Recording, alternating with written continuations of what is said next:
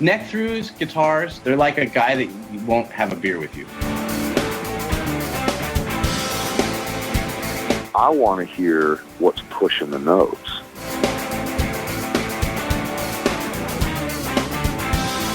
Freddie King and B.B. King, Albert King, and let's not forget Burger King. I don't want to blow my knuckle out. Stainless steel is the work of the devil. These go to 11.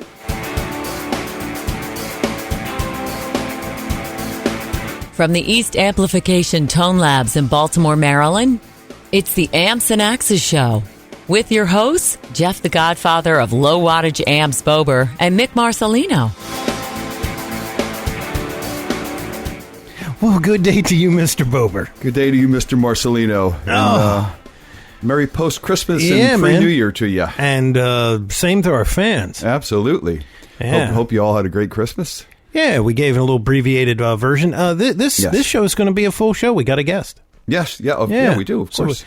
And it's New Year's Eve. Yes. So it's our last show of the year. It is. And we can't thank you enough. And I can't wait for this year to be over. No, it's been a weird year, man. It's been brutal. Yeah. Just lost an actress. Yeah. Carrie Fisher. It's crazy, man. And George Michael. The force is strong with that one. Yeah, and George Michael. Wow. Yeah. And he was having some health issues. I mean, there was some stuff going on there, but still, just weird. You know, 53, man, 53. That's a bit too young. That's a little on the scary side. Yeah, that's like, whoa, that's a swing and a miss. You know, but we thank you very much for all these years that we've been doing this now. 3. Yes. This is a This is the culmination of the third year. Yes. And we'll be going into the 4th year with an awesome guest right out of the chute. Absolutely. You guys, the sides are going to be hurting when you get finished with that episode. And grab of a hold course, of something and hang on. yeah. Oh, it was a doozy.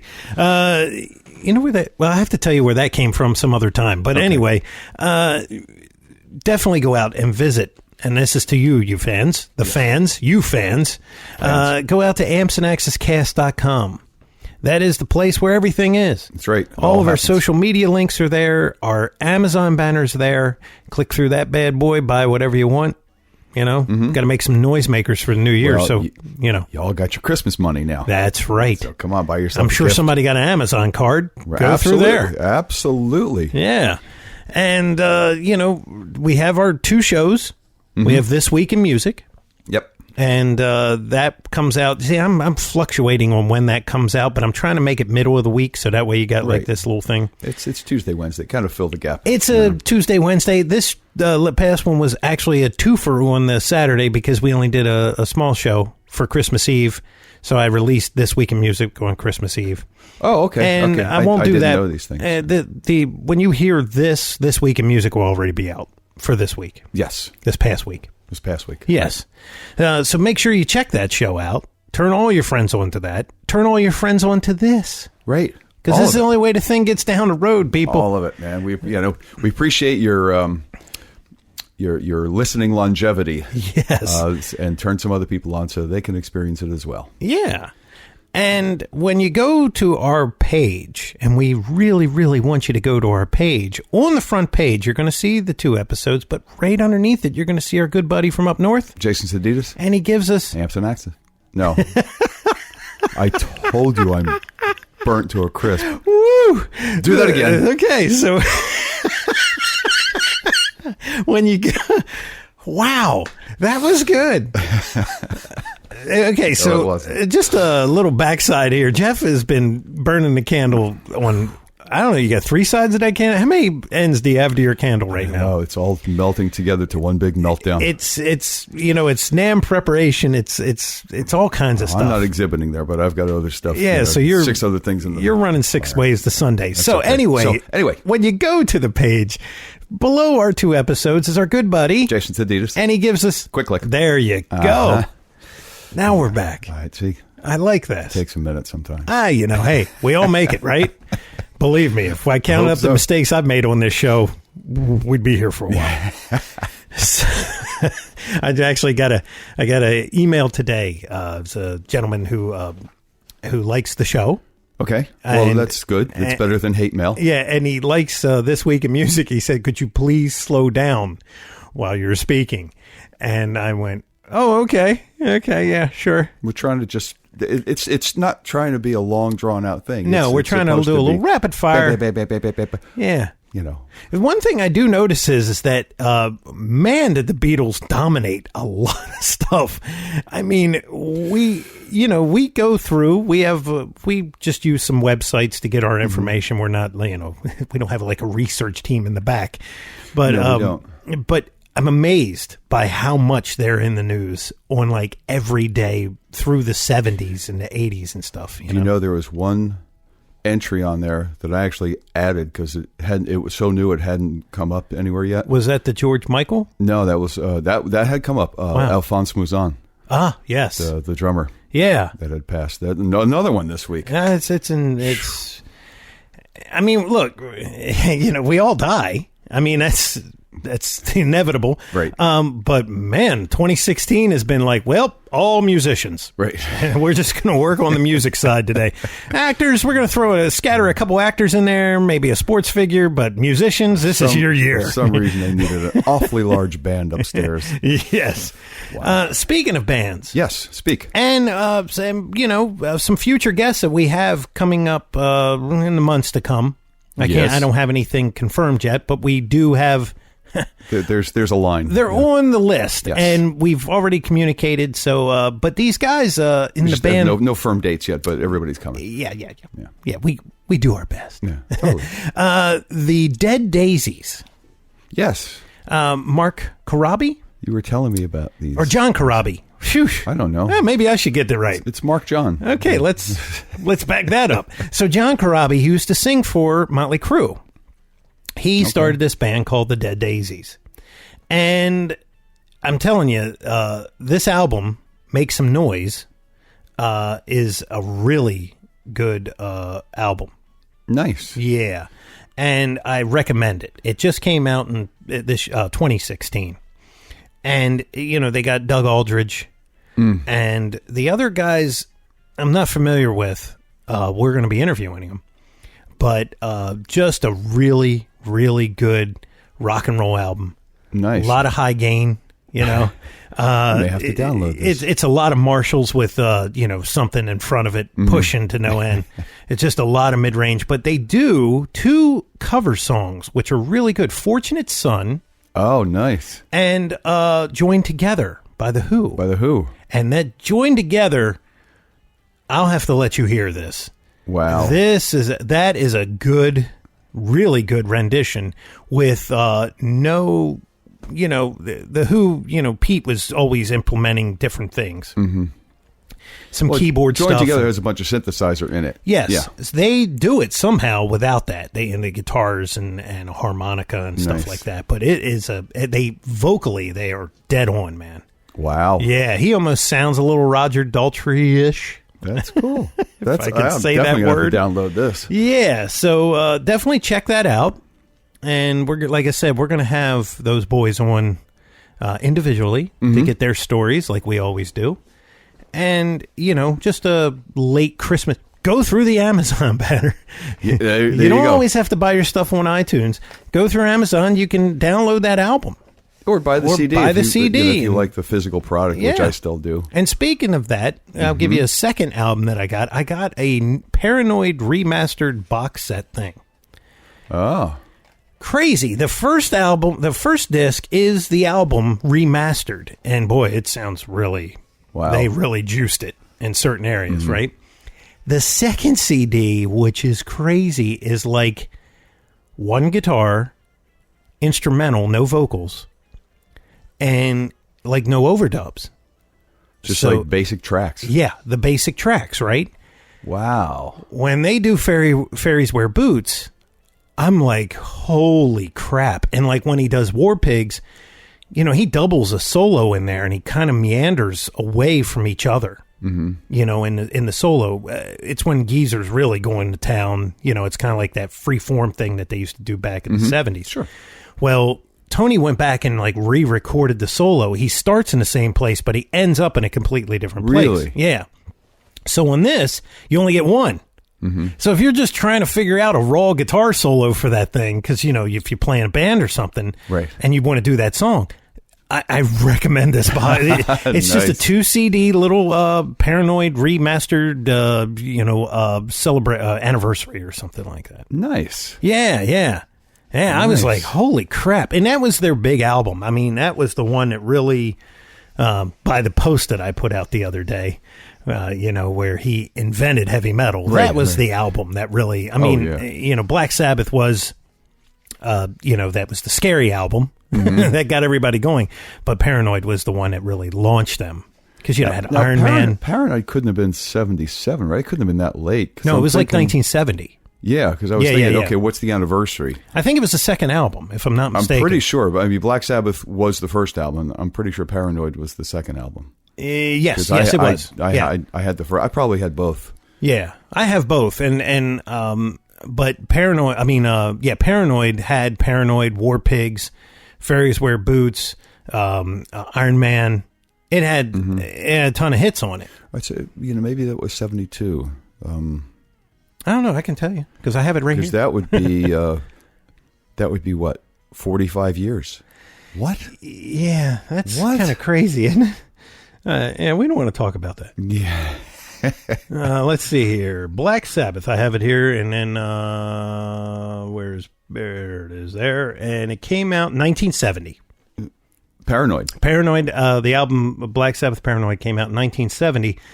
Black Sabbath came out in 1970 also. Oh, really? Yeah, well, okay, so it must have been at the beginning of the year and then the end of the year. Wow. They were working a lot back then. Yeah. Oh, by the way, they on that second disc, Paranoid, they do alternate lyrics. No. I'm so glad they went with the ones they have. Nice. Wow. They yeah. Their songs do go through different iterations and finally, hopefully, wind up with the best one, both musically and lyrically. Yeah, I heard Beating Around the Bush with alternate lyrics from AC/DC one time, and I was like, yeah, those don't work. Well, hopefully it was, obviously it was obvious to them because they didn't use them. Yeah. So, bands have been doing that forever. And, it's just weird to hear them. You know what I mean? Yes. Well, speaking of old bands, not anywhere near so old. No. Because, God, can't believe how old we are in these bands. But anyway, be that as it may, we have a guest today who's currently playing with the band. Wasn't the original guitar player for the band. No. But is currently playing with a band that just a year or so ago celebrated their 25th anniversary. Yes. And he is the current guitar player for them. Mm-hmm. And we're going to take a quick break and then come back with our guest of the week, current guitarist for Tyketto, and a really great guitarist at that, Mr. Chris Green. Hey everybody, this is Ron Bumblefoot Thal, and you are listening to Amps and Axes. Okay, and we are back as promised with our guest of the week, guitarist for the past, I think, couple years for the cool band Tyketto. So please welcome Mr. Chris Green. Chris, how are you? I'm doing great. Thanks very much for having me on the show. Really appreciate the support. Oh, you're welcome, man. Thanks for taking the time. I always have a little something. You got at the a story? beginning. Okay. Yes. I went out because they're, as the PR, they contacted us and they, said, hey, would you want to have Chris on? I said, absolutely. So I go out and I'm checking out stuff and I'm going, well, he's a PRS user. Ah. And PRS is, of course, in our backyard. Right down the street. And then I'm watching. Oh, are they really? Oh, yes. Yeah. We're out of Baltimore, Maryland. He's in, PRS is in Annapolis, Stevensville. Yeah. And then I saw something that I've never seen anybody do. Just endless sweep picking. Just burning like nobody's business. And I'm going, well, that's different for somebody on a PRS. Usually you don't see that. And I was like, I got it. I know it's usually like the more laid back, conservative player's guitar, or maybe a rich doctor or something. so he knows the PRS audience. Yes, there are some very good and very fast players that are playing PRS, of course, but they're just. It's not a guitar that you associate with like intense sweep. Yes, which is cool. And the part that when I noticed was when he was, with the video that I saw, the other person that I would put him in the category with would be Doug Rappaport, who we've had on. Yeah. And he uses Nags guitars, and Joe Nags was XPRS. So I'm like going, maybe it's something there. Yeah, they're blowing, and Nags are really blowing up right now as well. I'm part of this group called the Guitar Guru Network, and they endorse that whole Nags thing. It's really, really coming up now. So they make some beautiful guitars. Oh, yeah. Yeah, they sure do. And, boy, there's a price that goes with them. Absolutely. Absolutely. You know it. And even, I have to say, I mean, at the end of the day, guitars, it's wood and bits of metal and stuff, It really doesn't seem to be something that is, worth the kind of $5,000, $6,000, $7,000 tag. I often say that when you take that $5,000 or $6,000 guitar out and you get a ding in it, you're going, well, that's $250. And I'll tell you something right now. I have a 4-year-old son, and when he was around 2 years old, and when I was living in Chicago, I had my studio room that had my guitars in their racks, and I'm sitting there in the kitchen. I can hear this like ding, ding, ding, ding, ding, and I'm just thinking, oh, he's playing with something. I know it too. Didn't think anything about it. Anyway, I find out that this noise. He basically pulled the whammy bar out of my PRS, and it proceeded to make about 100 dents in the body with it. So he peppered the entire body with little dents, just sitting there hitting it like he was hitting a nail on some wood. Oh my God! I know, and you know what? Like I just had to let it go, because it's not the kind of person I could sue.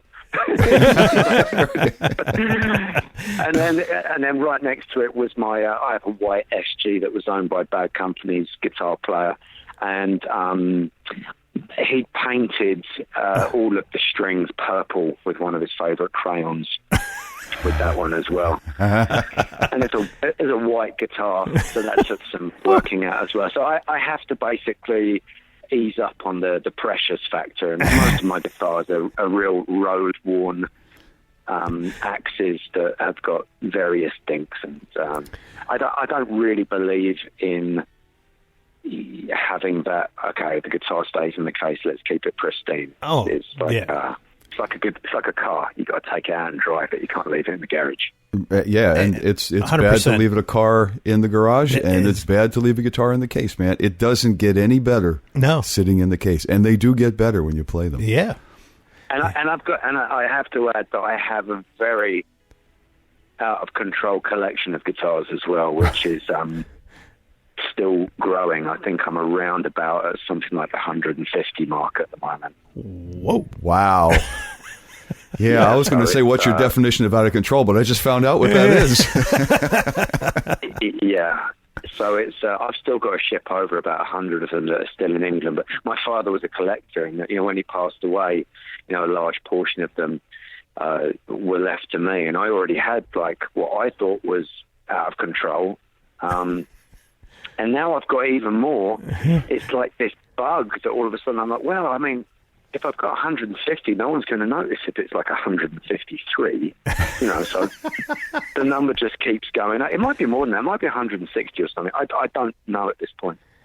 Wow. But I have all sorts of like, vintage Gibsons ranging from like a 1940s acoustic, and I have some really nice like 1950s like hollow body guitars and 335s, 347s, and I've got a bunch of Les Pauls, bunch of SGs, Melody Makers. I mean, it's really like we could fill up the entire interview talking about those ones.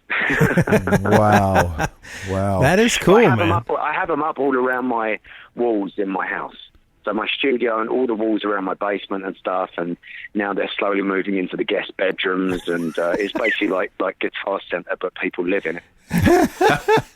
Well, let's see, we know approximately how much wall space a guitar takes up, so I have to assume that you have a lot of walls. You've got quite a few walls. Yeah, there's not many pictures anymore. They have a lot of posters. They've kind of lost their job. They've been forced into retirement. I saw a video one time, and we'll get into Chris's history beer, but it's been pulled down, and it was a private video, and this guy must have been one of those doctors that you talk about, especially with PRS. A lot of doctors and stuff, they buy the rare ones, the doctors and lawyers, limited runs. Right. He had the guitars to where it was one up high, and then the next one was close, and it was down low, and it went like this. And I tried to count it. I lost count after like 250. Wow. Ooh. And it was just, and it didn't look like any of them had ever been played. And it just lined. The guy was going through his house, and it was just lining the walls.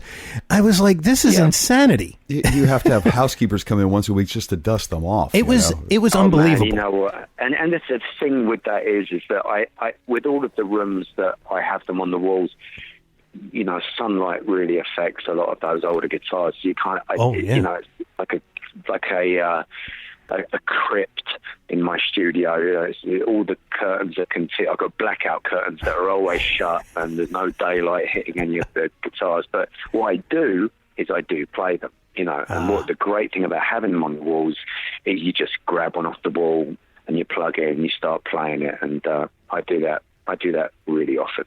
They all got different feels to them, so you end up playing different things on different, like a 69 Guild Starfire is really good for me for slide guitar. So, it just kind of moves you into different areas when you grab them. But when you're talking about those kind of PRS collectors, yeah, I mean, I would also be surprised if the majority of them had actually been played more than when they first came out the box.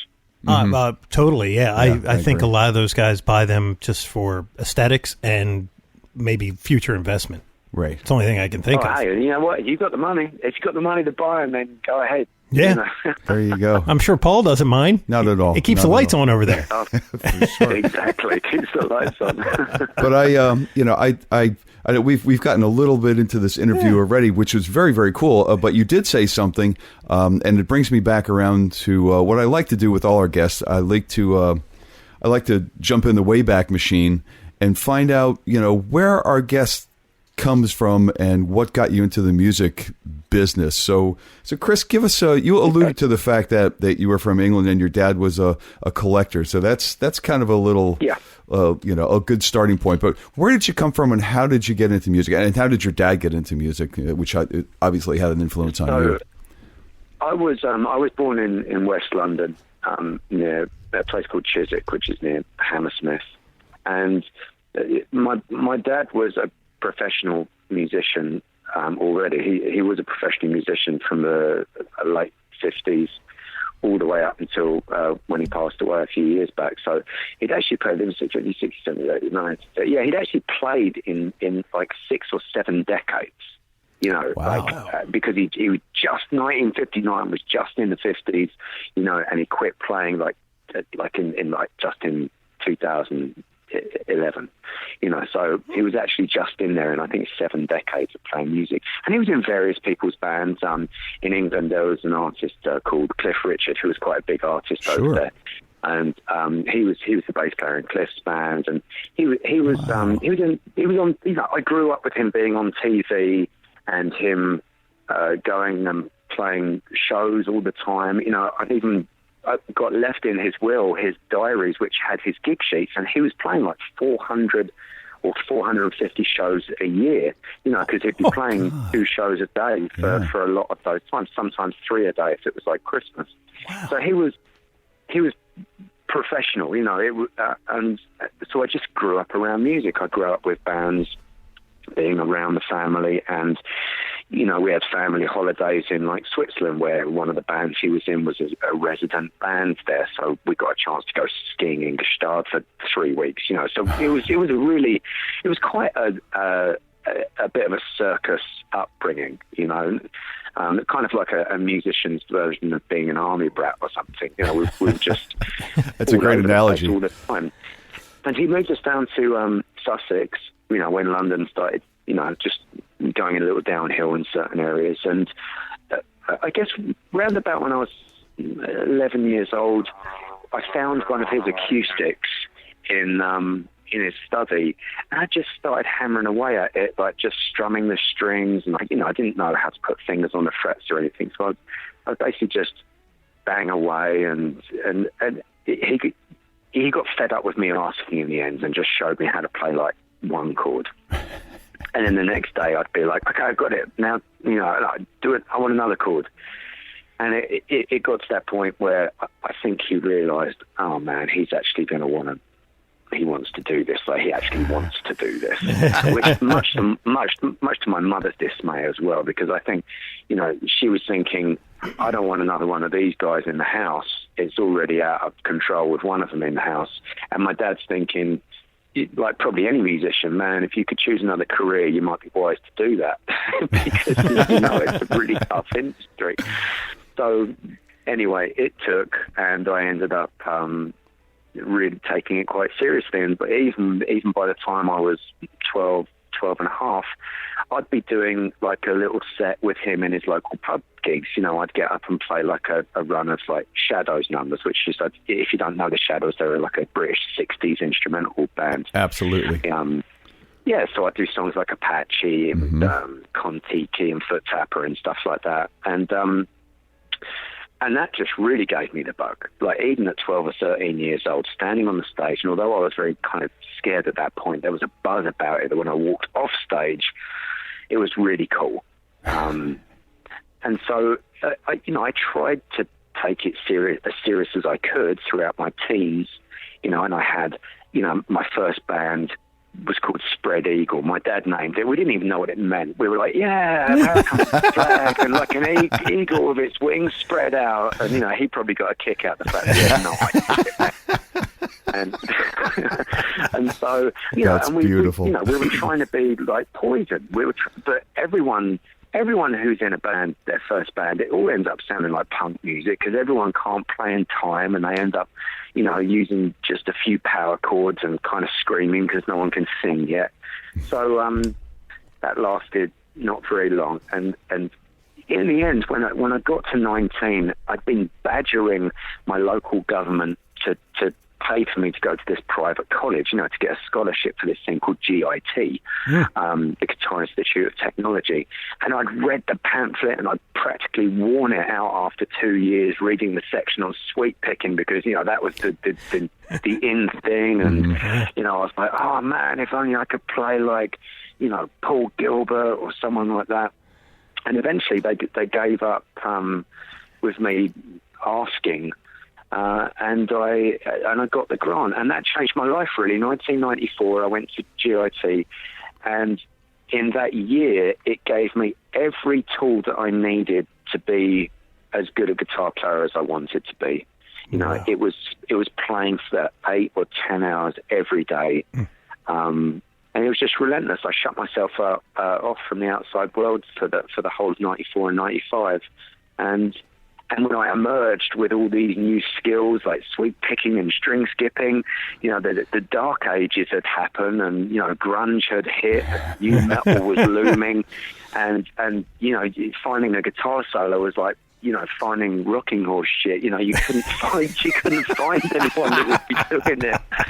So I spent all this time like trying to harness these skills, and then I basically found out that all the bands were all the guitarists were about as good as I was before I went into the bloody college. So it was it was a while before I basically ended up like playing in prog rock bands, because they were the only bands that were doing technical stuff. I got into Dream Theater and all of that kind of stuff. And nothing wrong with that.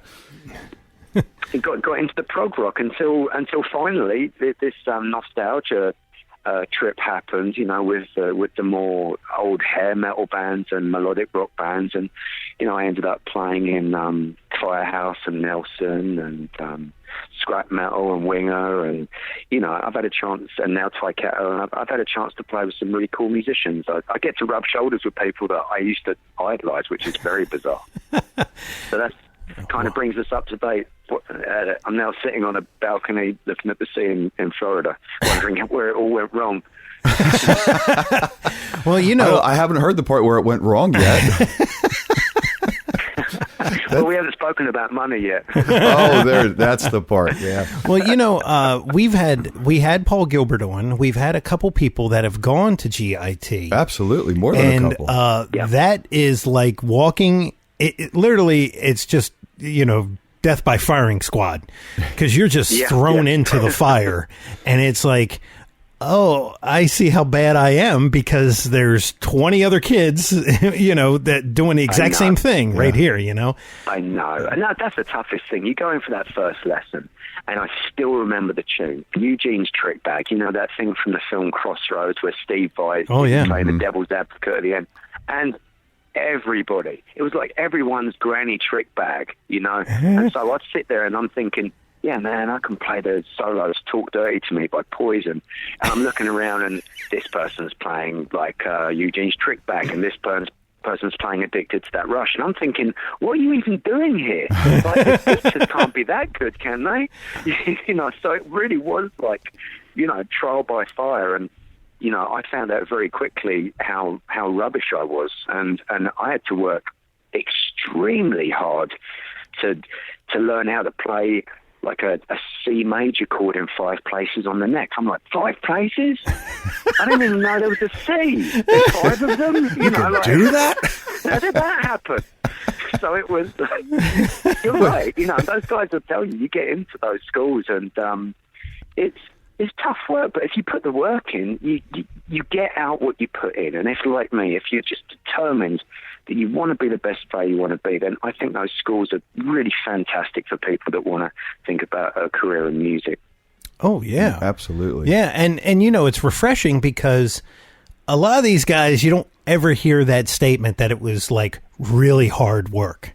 Right. It's eye-opening walking in. Like, why am I here kind of thing. And seeing that seeing people that are so much better than you, and they're all students. Yeah. It's not even the instructors, it's the students. It's like, exactly. What am I doing here? But what I've noticed is, and I've been trying to wrap my head around this, and I think I finally got my own answer.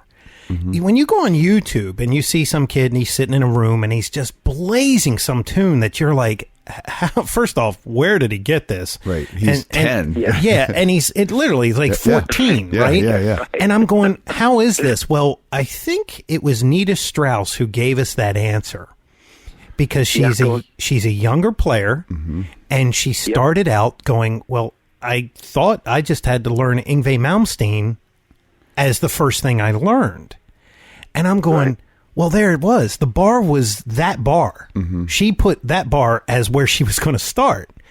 We all looked at it and went, well, Poison ain't so bad. Right. You know what I mean? Yeah, man. It was like... I remember the days when I thought Stacey was the best guitar player on the planet. And I'm sorry if you're listening, Stacey, but I think we can all agree that, compared to those other players, it was definitely a starting point. Oh, yeah. And so it's kind of weird that's why you see these younger players now, because they have a palette that is just nothing that we had at our access. Oh, no. We had no access to any, I agree. I can probably elaborate even more on why I think that phenomenon. You actually touched on it right there.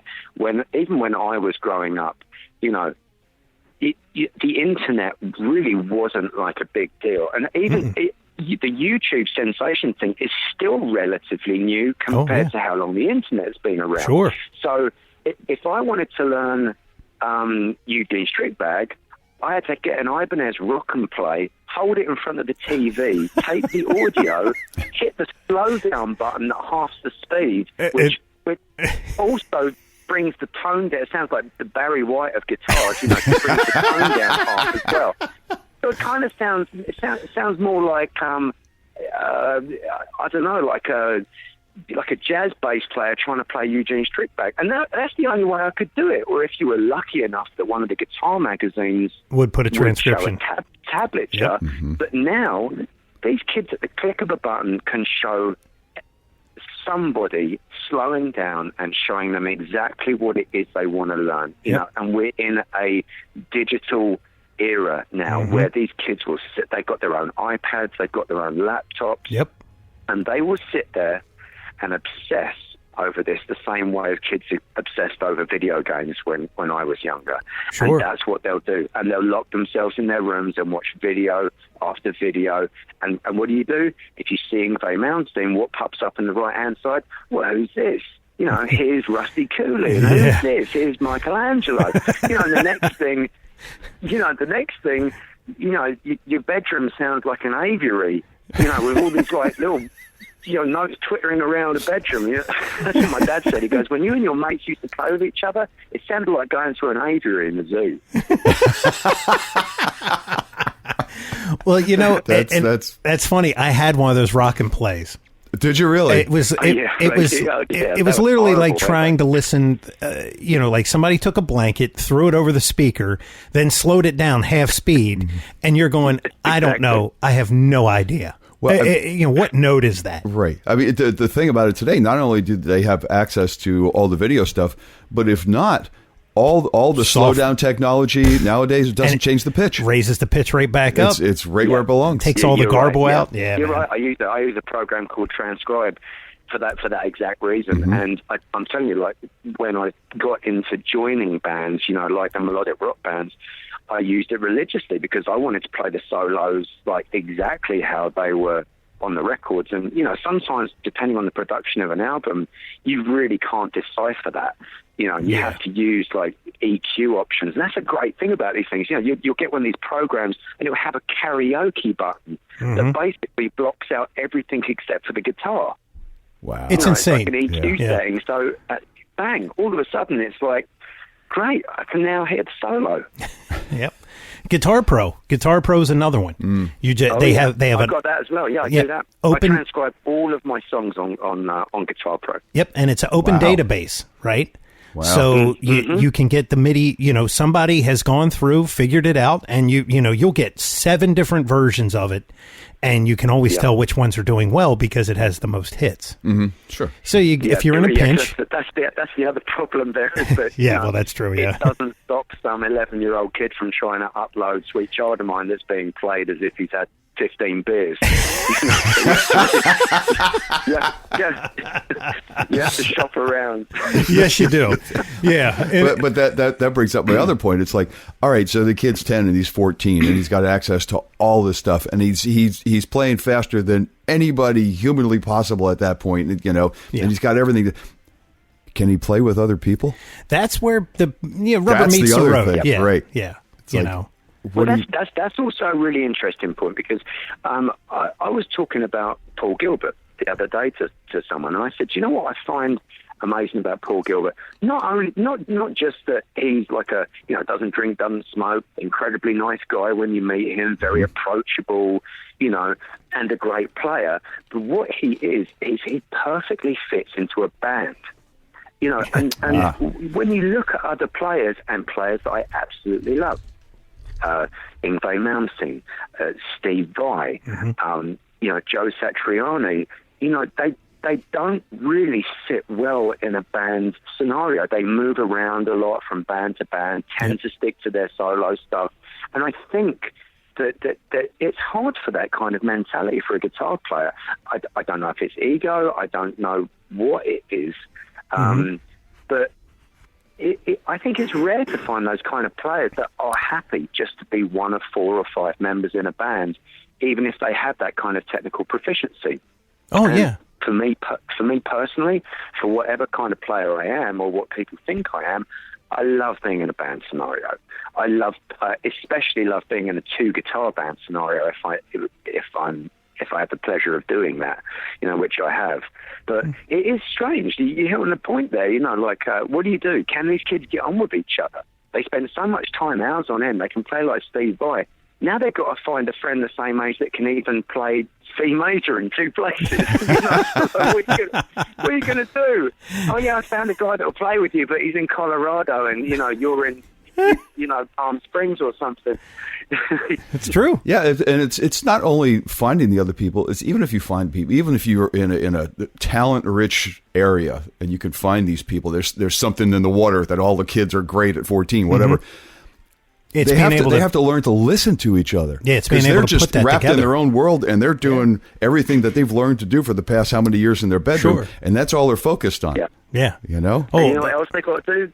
The most difficult thing, and I can say this because I taught guitar for 15 years when I lived in England, and I've taught a couple of exceptional kids like the kids you're talking about. One in particular called Ben Bluestein, who lives in Atlanta, and I'm telling you, that kid, I have every faith that kid will be like a Tommy Rockenfield, the guy that Steve Vai was coaching back in the day. Yep.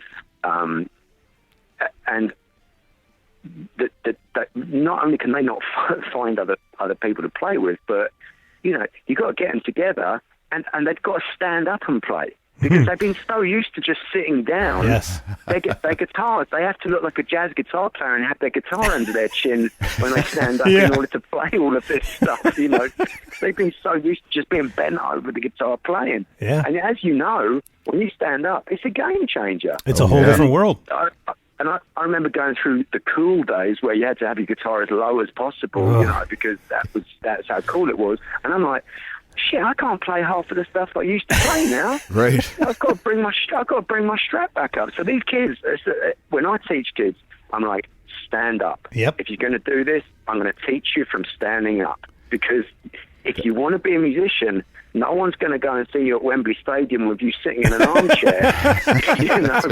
Right. Legs crossed on a bed somewhere, Right. Live Skype concert from your bedroom. That's a great point, man. Teach them standing up. Yeah, That's awesome. Paul Gilbert has gone on, because he does a lot of online stuff, videos and stuff. And he said, look, I see tons of guys sitting down, stand up. And he's like, where do you want to put that strap? Well, you want to put that strap to where when you think about unlocking your door, right? Okay. When you put the key in, that's where you want your picking hand to be. He said right there, because that's where all the power is. That's an interesting point, Yeah. Paul is, when we interviewed him, one thing, because I've always admired that guy, was I just said to him, I said, he's always teaching. No matter where he goes, he's always educating people. And it's, he's an iconic guy that has set this bar, for a lot of these shredder guys. And he's just like, no, I'll give all the secrets away. He totally just gives it to you. Man. You remember the days when, David Roth would make Eddie Van Halen turn around so no one could see what he was doing, all this kind of stuff. And I think you've got to pass it on, man, because if we're going to carry this on, if guitar players got a chance of staying where it is now and not going through another dark ages of indie and grunge and new metal, we've got to keep these kids playing. Sure. We've got to keep them playing right. And so for people, hugely influential characters like Paul Gilbert being out there and helping these kids, doing these camps, fantasy camps and all of this kind of stuff, it's great for them. Because they get a taste of what it's like right from the horse's mouth. Yep, and they know what the mid-range knob does. Yeah, that's right, because you need some of that. Yeah, I mean, you got the whole franchise School of Rock now, which kind of puts the kids right into the rock and roll environment early on. And you're right, you got to keep them engaged. Otherwise, they're going to lose interest, and it's going to... it's going to turn into disco or something again. Who knows? Oh, don't. Sorry, I said the D word. Paul's got a fantasy camp, Steve Vai has a camp now. They're all doing it. Petrucci's just started one. He's got one coming up. Oh, nice. That's the one I would just drive by. Right. Because I'd be like, well, I can't go in there. Can't jump in face. Who can?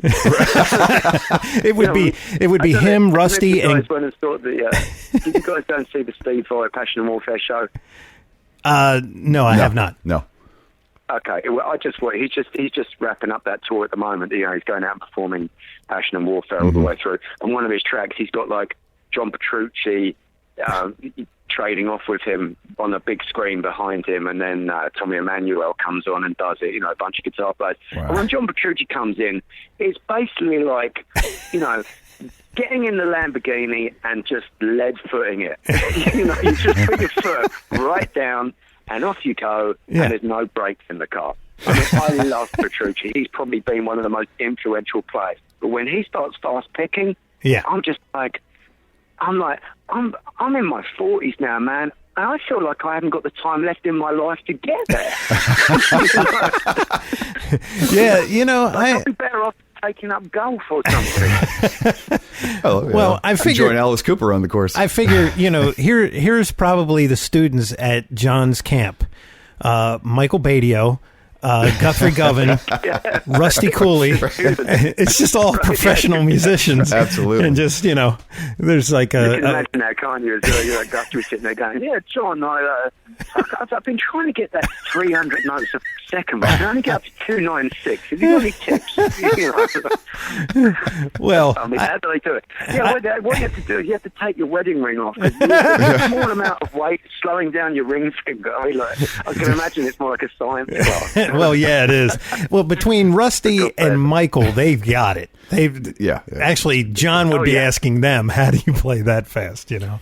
It's all crazy. Yeah, it's all crazy. And you know what? And I love them for it. You know, there's a lot of people, you know, the big conversation that comes up with lead guitar players is always the, you know, feel versus technique. And, you know, for the most part, I stand by that when someone starts saying, yeah, but do they play with any feel? It roughly translates into what I meant to say is I can't play that. You know, that's generally what that conversation is.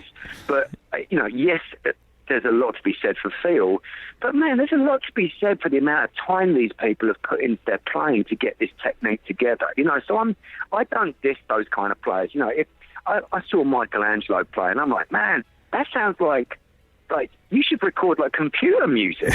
You know, that's all. But, you know, does it have loads of feel to it? I don't know. I mean, like that's such a conceptual thing anyway. What someone classes as feel, but man, don't take it away from him. That, you know, the amount of time that you must have spent, you know, sitting in his room refining that technique. You got to take your hats off to people like that. I think absolutely, and I've said that before, and you know, I've said, you know, okay, there's a million notes, but do they have any feel? But I openly admit. I cannot do that. Yeah, I cannot do that. Well, you know? Yeah, and you know, we talked to Michael, and he said, "Look, I'm a showman. You know, he understands. Like, look, I've got this gift, and I'm just going to exploit it for everything I can because he can. Good. Sure, you know." Good. And bless him for it as well, man. Yeah, here's another point that I want to bring up is that I think that somewhere along the lines, us as musicians have lost the art of knowing that this is the entertainment industry. You know, people want to be entertained, and you know, they want to look at someone on stage and they think, oh my word, you know, this is a role model for me. This is someone I could never be like that. You know, and that's why when I go on stage, I wear ridiculously over the top, loud stage pants and stuff. You know, I'm single-handedly trying to bring back fringe. Nice. Oh man, now I think I got my New Year's Eve outfit for stage. All right, I'm doing it, man. I'm gonna have my own line of clothing, and everything has fringe. You know, it's gonna be my new thing. Nice. I'll get like a famous, you know, model to do my clothing. That's all you need. What was that, Zoolander? Zoolander. Oh my god. But the point I'm making is that, you know, when I go to a concert, I want to be wowed. I want to look at these people and think, man, these guys are untouchable. And Michelangelo has that, and Steve Vai has that. Oh, you know, when you go and see them, it's like, wow, these guys are rock stars. And some people lose that. I go and see some bands now on the circuit, and I'm like, I might as well go home and listen to the album. You're not moving around the stage, and you're kind of dressed in just some jeans and a T-shirt, and, you know, I'm mildly disappointed that I didn't get my money's worth. You know, I was expecting some shit to get broken or something. You know, like, yeah, and I think you're right about that, because the 70s and the 80s kind of built that thing that the bands were bigger than life. Absolutely. Right? And that literally they were untouchable. Mm-hmm. You know, like you would go, how would you ever meet this guy? Right. You know, like you don't bump you don't bump into this guy on the street, you know, and that whole thing to it. But it was a show. Yes. And Absolutely. when you paid your literally $9 a ticket back then, you were getting a big production. Yeah. And you know, maybe not so much big production, but you were getting a show. Yes. You were getting a show. And then when the 90s came and the grunge thing did start, that kind of set this whole you know, it's okay to wear sweatpants on stage. Right. And gaze at your shoes. Yeah. And it was okay to play sloppily. And it was like, no. But, you know, I think it's like, God forbid there's a guitar solo, you know, it's like, you know, we as humans, we kind of go through these cycles, right? Like, cause it got to a point where, you know, the record companies, I put them at blame, because it was like, well, if you're not doing a ballad, you can't be in a metal band. Mm-hmm. And I'm going, I don't think that's what it was all meant to be. That's where all the money making was, though. But it was the money maker. Oh, you know it, man. And you know it. Now, I'm sorry, carry on. No, it was just, you know, that, and then once it got to that point, it was just completely saturated. And then, you know, it was like the people just said, okay, we want something different. And boy, they got it. Yeah. And I was, you know, I was worried because it was like, is the solo gone? Because the solo is an integral part of especially rock and roll. You know, just I agree. You know, I agree, man. I totally agree. It was almost like what's worse is they didn't disappear. They just became so awful that they might as well have not played them. You know, like I think about Nirvana, Smells Like Teen Spirit, and it's like, there's a guitar break. Oh man, he's just playing the vocal melody from the verse. What's going on here? You know, it's like you're deliberately trying to like kill me. What's going on? I mean, you know, it was for a different fan base, and I get it. I get people wanted something different, the same way they did with punk, the same things they did with new metal. But you know, for us, you know, totally anal guitar players, you know, it was definitely the dark ages. Sure, for sure. Yeah. And you know, I mean, and now we're coming out of the ice age again. Things are growing. Man, that's awesome. And I want to, you know, speaking of guitar players and ages and everything, I want to go back to your dad for a minute, because you know, you said he he's played 400 gigs a year and things like that. A lot of gigs, man. And you know, he must have at some point in some of those gigs, they must have been more or less a show as well. I mean, it sounds like he was a very good and probably well-rounded guitar player to play that much. He must have played in things that were shows as well. So, you know, shows are nothing new to the music industry. I mean, they've always been there. Yeah. Yeah, I mean, they were always. I mean, he had a band called Deep Feeling, which actually I've done a cover of one of those tracks on the new instrumental album I've just done. It's like so all of the 4-part vocal harmonies I've done as lead guitar lines and stuff, and that was like a 70s prog band.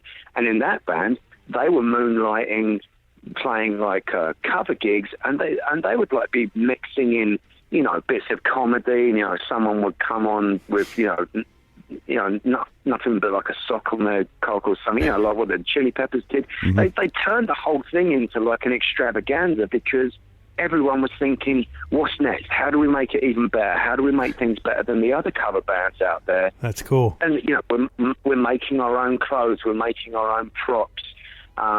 You know, we're doing charity events. And everyone was always thinking, you know, how can we be better? How can we make it look better?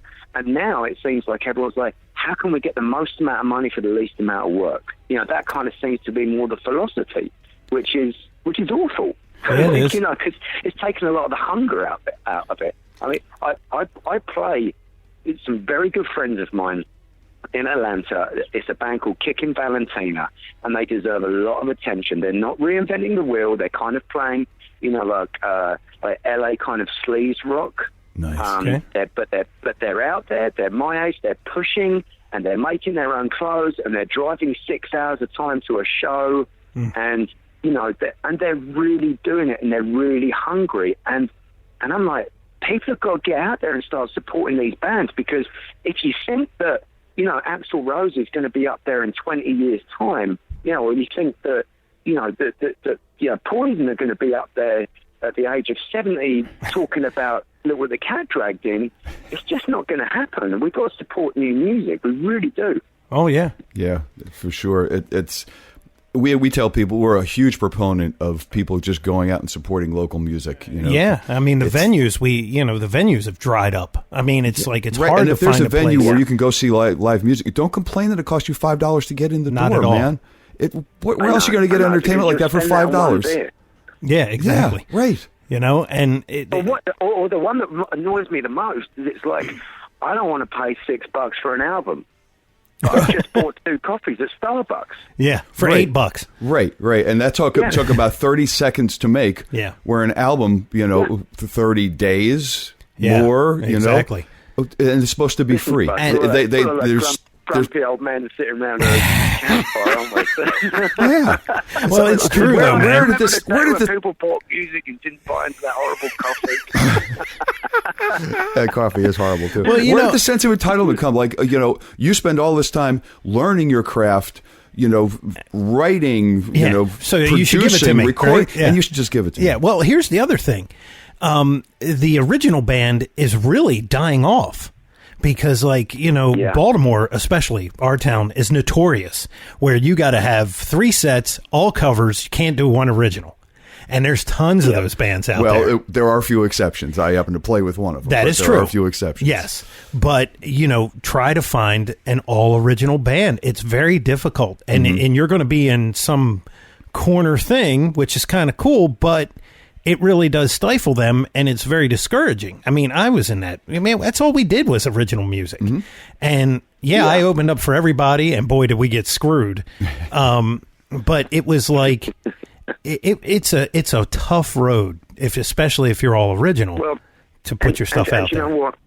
Largely to blame there is, and I tell fans this all the time, I'm like, look, it's great that you love going to see those bands that play those classic songs that you like, but if you want the scene to carry on, go and see a new band. Turn up at the beginning of the show and watch the support band. Sure. Don't be afraid to spend $6 to go and see a new band rather than go out to an Italian restaurant and spend $100 with your girlfriend. Go out there and support it, because it will disappear if people don't support it. And like you're saying, venues are closing down. People would rather spend $10 to go and see a tribute band than a new band. It's forcing bands into going into like package deals where you've got 3 large names because it's more appealing than just one. So, we do have to get out there and keep supporting it. We should do, one of us, we've got to run for Congress or something. Let's make some changes around here. Absolutely. Yeah, well, we're always a proponent of that, where we're just constantly telling everybody, get out there, support your local guys, and don't be afraid of it. And the other problem that I'm seeing is, like, even if there's original bands, they're looking. Well, not so much them, but if you get, like, quote unquote, the record industry involved, and it takes a lot to even get to that level anymore, because everything's grassroots. Yes. You have to do it. But even if you get to that point, the original bands are looking to sound exactly like the last band that made $1 million, which I can't stand, because that's where the money is, and it's like they don't want to take a chance anymore. You got to sound like this because we know that makes money. Oh yeah, that's bullshit. And you know where that where you can see that is incredibly evident is the radio rock circuit. Sure. I remember buying a Shinedown album years ago, and within 2 years, the radio channels were saturated with bands that I couldn't differentiate. Right, exactly. Like almost the same. Like it was. it was like, okay, here we go. There's going to be a breakdown section. They'll use like a bullhorn sound for the vocals at the breakdown. Yep. There's a sing. There's somebody singing, somebody screaming. They're going to a halftime for the last chorus. Yep. And, let's make sure it's 3 minutes and 20, and we'll get it on the radio. And it's now become so formulated. It's in danger of blowing itself out again, the same way as hair metal did. Sure. Yeah. And then when you also, our good buddy Glenn Fricker up there in Canada, who's a studio guy and an internet sensation on YouTube, some of these bands, they're kind of generated bands. So there's like time-aligned guitars, time-aligned drums. The vocals aren't even real. Mm-hmm. They're using a lot of computer stuff, and they're putting them out, and it's like, My Bloody Valentine or somebody like that. And you're going, you don't even know what you're, and then live, it's not even real. I mean, it's just, or there's 50 tracks, along with the 4 guys that are playing. Yeah, you go, something. Wow, there's one guitar player, and I'm hearing 3 different guitars right now. How the hell is that possible? See, that's the other thing. There's like 5 vocal harmonies, yet for some reason, the singer's the only one who's singing exactly. right now. Yeah. I could sing with shame. I really could. I've played with many bands that have used tracks, and my English band, Furion, we used tracks, and the reason we used tracks was because the producer that did the album had put like just little bits of like keyboard sounds or something like that in the background, that when we played along with them, we were like, wow, that actually does sound like a really cool production. But we sang all of our own harmonies. We covered all of our own guitar parts. I'm now seeing bands going out there where if the singer stops singing, you're still going to hear the lead singer. Yeah. Which is worrying. Yeah, that is. I mean, they like quad track everything, and the singer is just singing along with 3 of themselves. Putting triggers in for certain little tiny things. Yeah, sure. That is kind of like done. People do that, and that's acceptable. But when you start hearing other guitar parts and there's one guitar player, then it's like, what are you getting? You don't know what now you don't know what's being thrown at you. Right. Yeah, and you know what? And I've seen it go catastrophic bad as well. But when I won't mention the band, but very, very big band, American band, and I watched them play at Download Festival, and something happened where the front of house, all of the front of house went down with the exception of the tracks. Oh. So everything that was miking from the stage, including the drum kit, went, and all the tracks came out. And while the singer was turning to the side, screaming at the sound guy, his lead vocal was still coming out crystal clear through the PA, along with about 4 harmonies and 2 guitar parts. Well, there you go. So the drum, and it's so funny because when you hear a festival, and then all of a sudden you hear an acoustic drums, because you can just about hear it. Yeah. But it's kind of like hearing a drummer playing from like half a football field away. Right. With all this stuff coming out. So, you know what? If you're going to do it, you're rolling the dice. Absolutely. Yeah, man. Absolutely. I want to go back to your dad for a second. Did you say he was in a prog band, your dad? Oh, yeah, Deep Feeling, 1970s prog music. And, wow. So it was. If anyone out there has got a chance to listen to it, there's an album they did in 1971 called The Guillotine EP by the band Deep Feeling, and it was like a 6-track or 8-track, I think I can't remember, EP, and it was like really across the board. They even did like a bass version of Classical Gas, which was really cool with all these weird breakdowns with harpsichord stuff in there. It was really cool stuff. It's actually what got me into prog music. And they were I think they were a little ahead of their time, because a lot of the really big prog bands came after that. They just bad timing. I mean, that's the story of so many musicians' lives. For every one musician that makes it, I'm sure there's 1,000 that don't. Oh, for sure. He had moderate success, and he was out there and he did producing, and he did touring and managing and stuff, and he wrote 3 books actually, and 2 of them, were all about the music industry, and it was like an anti-make it book of like, this is how bad it can be if you're a musician. They were really good reads actually, really good books. Well, he must have had some degree of success, because it sounds like he had some degree of a guitar collection. Yeah, man. Oh, do you know what? So here's the deal. He towards the later part of his career, he became, a real heavy alcoholic. He was drinking like 2 bottles of scotch a day. Oh. He had this thing called agoraphobia, and so he couldn't go on stage and be in crowds of people and stuff unless he was well oiled, let's say. And so he would have to be really drunk to play, and it just became too much. And his best friend, the drummer, died of it, and it was a wake-up call. And he went into a clinic, and he didn't drink for 26 years after that. Wow! But what he did maintain was an addictive personality, and so various things from prescription medications to whatever else it was. The final nail in the coffin was when he gave all of it up but got addicted to eBay.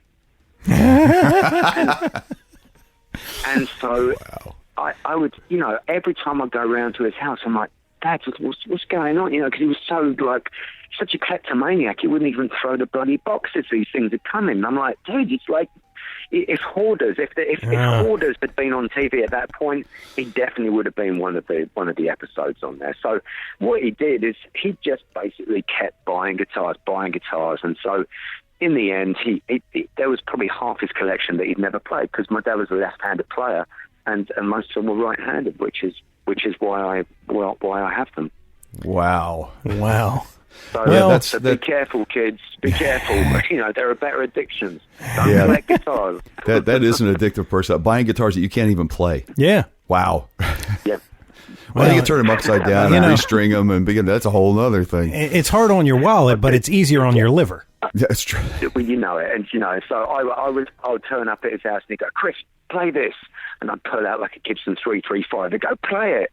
And I play it. He goes, what does it feel like? And I'm like, feels amazing. And he'd go, that's great. All right, put it back in the case. And then back he would go. He just wanted to know it played good. He wouldn't even bloody play it himself. Wow. That's crazy. He always said to me, he said, Chris, your inheritance is going to be eBay. You're going to have to go back on eBay and resell everything, and then that's your inheritance. Well, at least all the lefties, right? Right. I even kept the lefties because I've got a son, and I'm like, okay, just on the off chance that he's a lefty, because he seems like a bit of he definitely marches to the beat of his own drum anyway, so the chances are he might be a lefty, so we'll he could be ambidextrous, he could be ambidextrous. He could he could be another Michelangelo Badio. My dad always said to me, he goes, yeah, I'm ambidextrous. I can do bugger all with both hands. Of course. Wow, man. Yeah, that's fantastic. That's some great history. We could talk to Chris for like an entire day. That is some great history. You know what we need? We need a porch. When I'm in Baltimore, we'll go out for a few beers and we'll stick a tape recorder in the middle and we'll get a few beers in this and we'll see what comes out. That sounds excellent. Done. What we need is a porch with 3 rocking chairs. There you go. Well, I've got to say, I'm sitting on a porch right now with 2 next to me, so you're in the wrong place. And I just left too. Damn it! We can just yell at kids as they go by. That's right. Oh man! Someday you'll be old. Speaking about us supporting new music, is an excellent plug here. Tyketto got a new album out. Have you heard it yet? Have not. I've not heard it yet. Yes. It just came out in October, man, and we're mighty proud of that. We recorded that in a 600-year-old farm with a studio in it. It's called Rockfield Studios. Like Zeppelin recorded there, Queen recorded Bohemian Rhapsody in the room that we recorded in and stuff. It was, you guys would have absolutely loved it. Like everything was like, the studio was like your granddad's front room or something. Nice. Like nothing had been cleaned. All the gear was vintage gear, and this old eccentric guy that owns the place drives around in like Rolls Royces around this farm. Oh wow!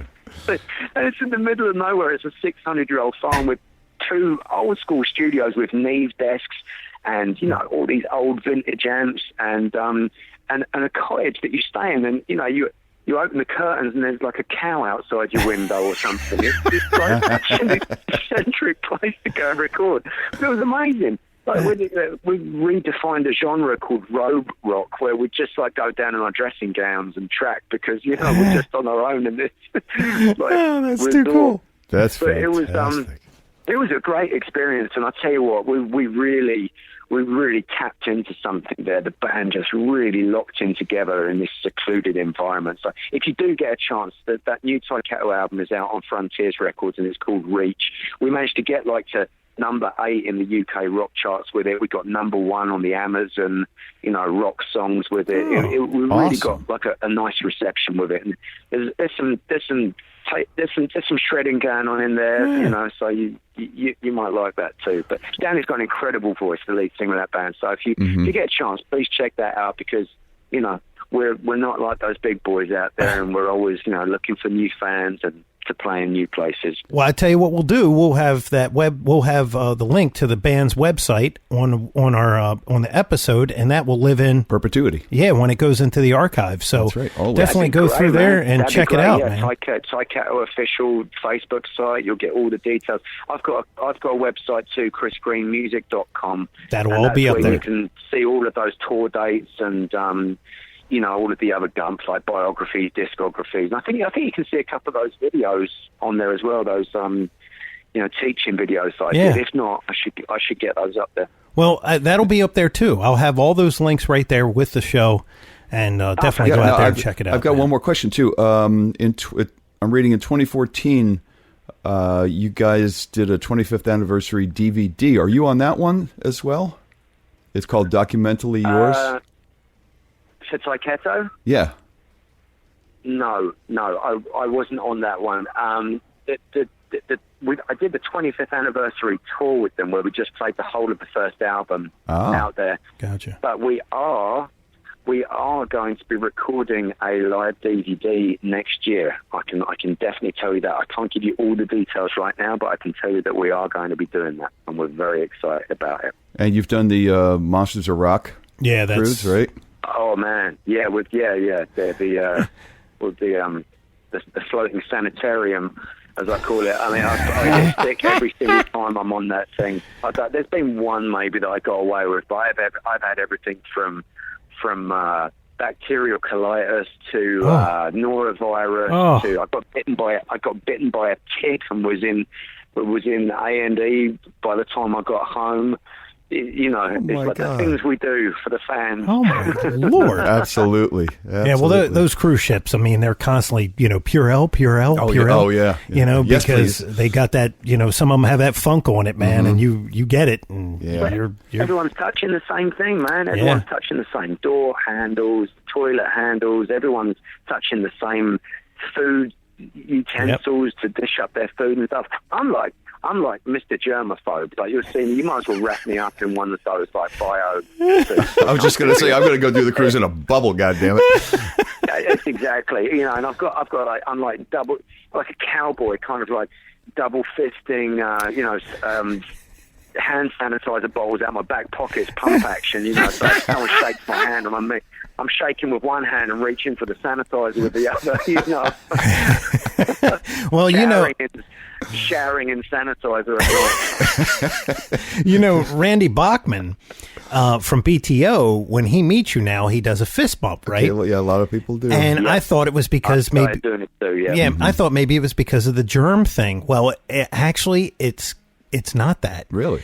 I was on the Rock of Legends cruise, and Randy was on there, and I was talking to Pat Travers, and Pat said, "Did you hear what happened to Randy?" And I said, "No." And he goes, "This biker shoved his thumb so hard he broke his thumb, shaking his hand." Oh.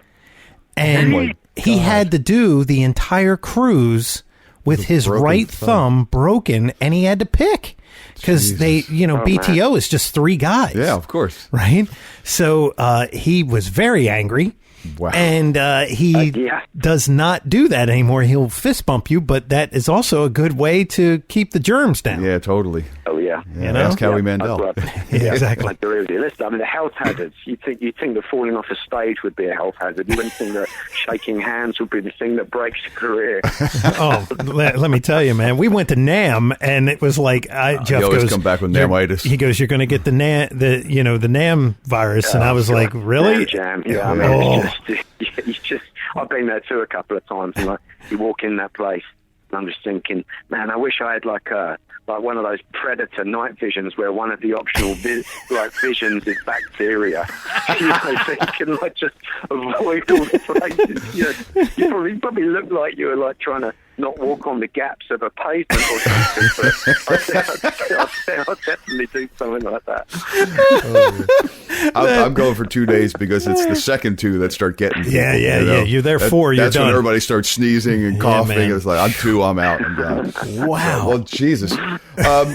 Chris, wow, it's been a blast. Yeah, man. And I'm sure you're either busy or want to get the hell off the phone and into the Florida sun. Either one's a great reason. Yes. But, man, it's been such a pleasure speaking with you. And do you have any inkling at all as to what your itinerary is for the next year? And is anything going to bring you up the northeast side of the country? I've literally just released a solo EP called Unveil, which I've done all by myself just to get it out there and, just a little bit of release. And that's totally by myself. So you can get it on Amazon, you can get it on iTunes, but if you go to my website, chrisgreenmusic.com, you can buy it digitally there for $4.95, and you get an 8-page digital booklet with that, which has got like an explanation of what was going on in my head when I wrote all the instrumental songs and stuff. Nice. And you can buy a limited edition copy of the CD there, a signed copy. There's only about 50 of them left, actually. So chrisgreenmusic.com. And you can also see the Tyketto tour dates. We head out on January the 10th for European tour, and we'll be out in Europe for about a month. Nice. Very nice. So any of our European listeners, definitely go check them out. Absolutely go check them out. And, We'll be waiting for the Northeast dates. Yeah, you got to fist bump Chris when you meet him. He's not trying to be mean to you, just trying to keep the germs down. For someone like you, I think I'll even shake your hand. We'll bring the Purell. Yes, sir. But we're looking actually next year at the tail end. It's looking like we might actually get to play some Northeast Coast dates. Awesome. Tyketto are from Jersey, and they haven't had a chance to play that area for decades. So it looks like next time, about October next year, it looks like we should be doing some Northeastern dates. You guys will have to come along. Yeah, man. Absolutely. That's my old stomping ground. Yeah, so, if you're anywhere close to here, we'll make the effort. Yeah, we'll trek out there and say hey. Yeah, man. And, awesome. And Chris, or if we play N3, in the future, then we'll hook up then. Well, there you go. Oh yeah, because that's right down the street. Absolutely. And Chris, if you can through Chip, if you can get your email address over, we'll stay in contact with you that way. Yeah, absolutely, cool. Absolutely do that. Cool. I appreciate Fantastic. it, and we'll definitely be in contact, man. Oh, because for sure. All right, man. We enjoyed. We'll have round 2 with beers next time. Yes, so sir. much for the opportunity, and thanks for keeping new music alive. Well, we're trying, man. Everybody out there, you got to try too. Yes. Go out and buy something new, listen to something new. You see a cool band come around, go see them. Just like we tell them that they have to spread this show, you have to spread that love too, man. Absolutely. It's the only way it works. That's it. Chris, thank you so very much. Look forward to seeing you guys. Much success with your solo release. Much success with the new Tyketto release. And I hope 2017 kicks ass for everybody and stops killing people. Yeah, agreed. Totally agreed. Word and good ones at that. All right, guys. Take care, of man. you both, and I'll see you soon. Excellent. Thank you so much. And there you have the story. Man, what a cool guy. Totally. I like that dude, man. Cool dad, we could do 2 hours with that guy easy. Yeah. I mean, that was great. We didn't really get too far into his dad's stuff, and no, that's okay. It was his show. It's not his dad. Yeah, I had to bring up a couple things because it just sounded like that was a really interesting place to come from. To have your dad. Played bass. It was the basis for the Shadows. That's crazy. Wow. Huh? And do this though. Go out on YouTube. All of our listeners, go out on YouTube, type in Chris Green guitarist, and you will see some pretty cool stuff. Mm-hmm. And playing those PRSs, and he's there. The one that I did see, he was doing a sweep instructional kind of thing, playing like a brown colored PRS. Yes.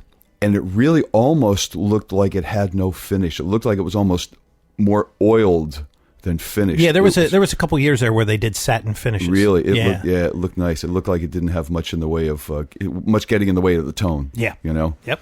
So man, that was great. How about that? Thank you, Chris. Awesome. Yeah, what a great guy. Totally. And the English accent, it just does it. Yeah. You know what I mean? And he's got those little sayings that we just don't use here. British guy playing in a band from Jersey. How about that? It doesn't get any better. I'm telling you. So until next time, my friend. That's right, because we'll have somebody else that. I'm Mick Marcelino. And I'm Jeff Bober. And we're always saying, onward.